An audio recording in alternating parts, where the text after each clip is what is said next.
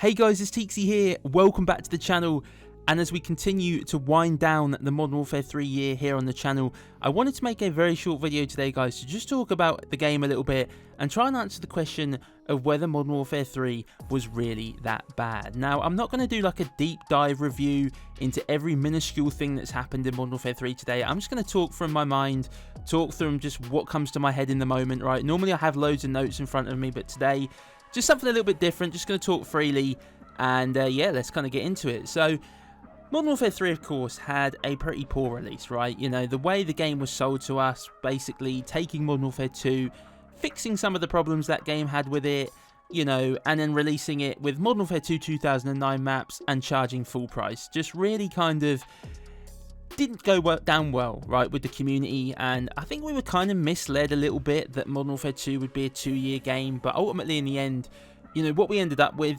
at the time just didn't feel right. It just didn't feel right to be being charged full price, and ultimately on the release of Modern Warfare 3, apart from the movement and the TTK, it really felt like Modern Warfare 2 2022, right, and it was just not ideal. It didn't feel like a new COD, and it had that really terrible unlock system at the start of the game where, you know, you had to win games to unlock things. Honestly, it just things were not in a good place right on release, and it's not unusual, it feels like, for a modern day Call of Duty to not be in a good place on release. But yeah, being charged full price for something that felt like almost the same game outside of a few things was not ideal. However, over time, this game has got a lot better, right? And I know a lot of my community, a lot of my Cold War fans do not agree with me on that statement, and that's absolutely fine, right? Everybody's, you know, allowed to have their own opinion, but I genuinely really like Modern Warfare 3. I think that the content that Sledgehammer have added to the game has been absolutely awesome. I think credit where credit's due. I think Sledgehammer have done an amazing job with this game. Don't get me wrong, some of the content for me is maybe a step like too far, but in terms of like the maps, I think the maps have been absolutely amazing. I think it's the first time in a long time that I've seen so many good maps be added to a game, and for most of them to be like new maps, right, not like remasters, honestly is unheard of, right? There's so many good maps in this game, and the aesthetic of a lot of the maps is really cool. Lots of game modes, you know, there's been a lot of playlist updates. There's always something fresh going on with this game. You know, as I said, you know, I don't like all of the content. You know, I think like the stuff like the wrestling and that was like a step too far for me. But I appreciate the audience that, you know, Activision and Sledgehammer are trying to hit with stuff like that. I think the prestige camos has been awesome, right? You know, I think that obviously the Interstellar camo grind was cool, and then to have the weapon prestiges on top of it, you know, it's quite a big grind. But ultimately, you know, for me personally as a player, once I unlock that mastery camo, it's kind of nice to have another set of camos to go for. But I don't want to be doing loads of stupid challenges to do that. And obviously, with Modern Warfare 3, to unlock the prestige camos, it's purely done on XP, right? So you just play the game, use your favourite gun, and try and unlock it and just keep getting kills. And honestly, I think that's the kind of grind that you need. I think to do it on all of the guns would take absolutely ages, but I do feel like that was a W within the game. I think the stats breakdown in this game is the best I've ever seen, right? And not everybody loves stats, right? And stats maybe don't matter quite as much as they did sort of 15 years ago when I was in school and everybody wanted to have the best KD and the best win-loss and all that.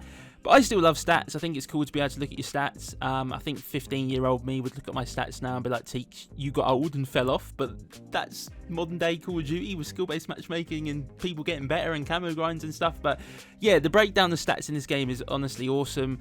You know, being able to see different modes, different maps, you know, win-loss, kill-death, you know, stuff like that. You know, I think that's just really cool. And the fact, like I said, that it was broken down into individual maps was a really awesome thing. Obviously, they added demolition to the game. I'm very biased about that, but, you know, it's a game mode that I, you know, feel should be in every single Call of Duty. Obviously, we saw it in Modern Warfare 2019. It got added late, then it got taken out. And apart from that, we've only seen it really in Black Ops Cold War in the last sort of 5 or 6 years. So it was cool to see it added into this game. It played a little bit differently, but some of the maps were absolutely insane. And, you know, any game that has demolition is always going to, you know, be up there for me. But I just think the game genuinely feels really good. I think I'm going to miss it once we move over to Black Ops 6. Don't get me wrong, I'm looking forward to having something new to play. You know, I would have played this game a lot more if it wasn't for this channel, and that's not, I'm not saying that in a bad way against this channel or my supporters. I just know that the Cold War content has been what people wanted to see, and that's what's kind of helped build this channel. But yeah, I'm going to miss Modern Warfare 3. I think it was a, you know, a really good game. It feels really nice. You know, I know not everybody loves that movement, but it feels really good. I think the TTK was in a good place. You know, obviously Dead Silence is a perk, you know, all that kind of stuff. You know, I think it was awesome, and obviously it had its downsides, and you know, it still had a crazy gunsmith and ridiculous amount of attachments and stuff like that. But overall, I think this game, you know, was a lot better than people, you know, give it credit for. Again, I know not everybody agrees, and of course it had skill-based matchmaking, but that's improved over time, as we've seen in a lot of the more modern-day Call of Duties.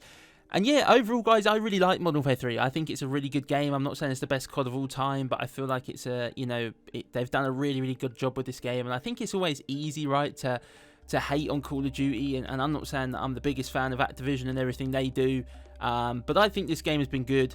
I think Sledgehammer have done a great job. I know Sledgehammer sometimes receives some flack when, you know, you put them against Treyarch and Infinity Ward and what they've done over the years. But no, honestly, I thought this was a great game. And yeah, I'm going to miss it. And I think that it's a game that we might look back on with some more fond memories than we think. But anyways, guys, I'm going to leave it there.